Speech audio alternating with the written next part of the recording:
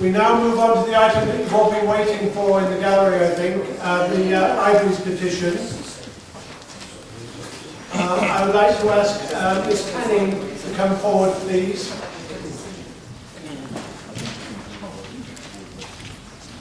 We're going to move on quickly on this item.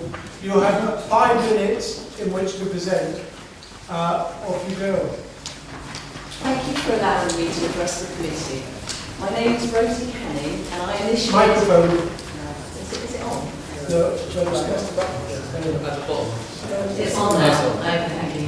My name is Rosie Canning, and I initiated the petition which calls on Barnet Council to reopen Friern Barnet Library in its present location. This petition now has over 2,500 signatures, collected in just over 3 months. Given time, I believe that this petition will easily exceed 7,000. The closure of Friern Barnet Library was hugely unpopular within the local community, as we're all aware, and I believe the decision to close the library was taken prematurely without considering all the alternatives, and I urge you to refer this matter back to the Cabinet member. It is now over 3 months since the library closed. We can report that the new Arts Depot service has not been a success, and the closure of Friern Barnet Library has been a major blow to the people of Friern Barnet. The temporary library and Arts Depot has an average footfall of only 3 people per day, and on some days no one comes at all. This shows that the people who use Friern Barnet Library are not using Arts Depot. The Arts Depot space is costing $34,200 in rent alone and is only open for 12 hours per week. The landmark library will need more space, so the council will have even more rent to pay.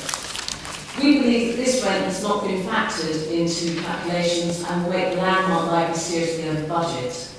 Surely using an existing purpose-built library that we already own is a much more efficient way to spend money. We can also report that the library closure has affected Friern Barnet Town Centre.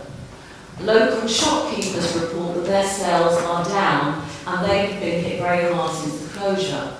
The Rosie Market said they are now losing £1,500 a week. Plaza Pizza indicated their takings are down by over £700 a month. And Amiga News reported that their turnover had fallen between 35 to 40%. As for the parking policies, the closure of Friern Barnet Library is a policy decision that is having a disastrous financial effect on the surrounding area. What people want for Friern Barnet has been expressed through the library strategy consultation. 91% of the users of Friern Barnet Library strongly disagreed with the proposed closure. Further to this, 2 petitions have been submitted, protest staged and many letters written. Despite all this, the closure went ahead, and it is this determination to proceed against the expressed wishes of the people that has caused such ill will and resentment. People want their libraries to be local. People have been telling the council this since 2007. I believe the financial case put to council so far has been unsound and needs to be looked into further. The total running costs for Friern Barnet Library for the last financial year were £117,650, and I believe that although this represents good value for money in providing essential services for the people of Friern Barnet, the running costs could be substantially reduced by cooperating with the local community, as has already happened in the case of Hampstead Garden suburb. We ask that the library is reopened in the existing building. We want to work with Barnet Council to maintain a comprehensive and effective library service. There are local community groups that have all sorts of ideas to make the maximum use of the Friern Barnet Library building, including long-term commitment from local businesses, schools and residents groups.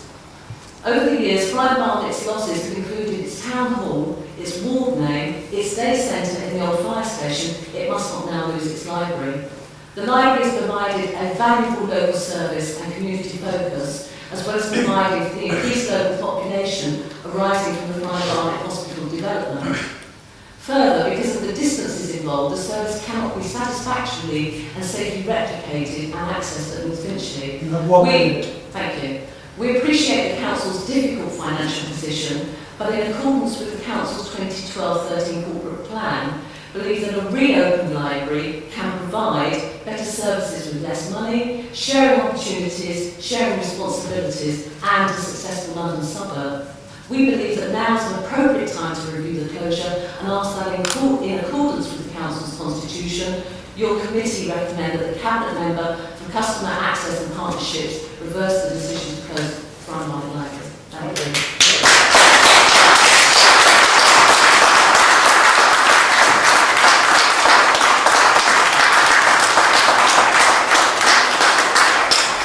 Thank you very much indeed.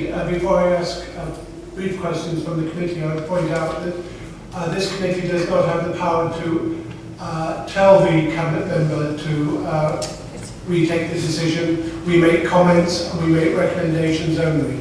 Does the committee have any questions for Ms. Canning? When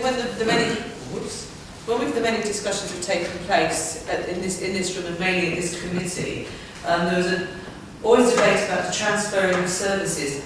How much of the services from Friern Barnet Library have actually been transferred to the Arts Depot? Do you know? I don't know. You aware of what they are or what they are? What she means? Well, it's quite categorical.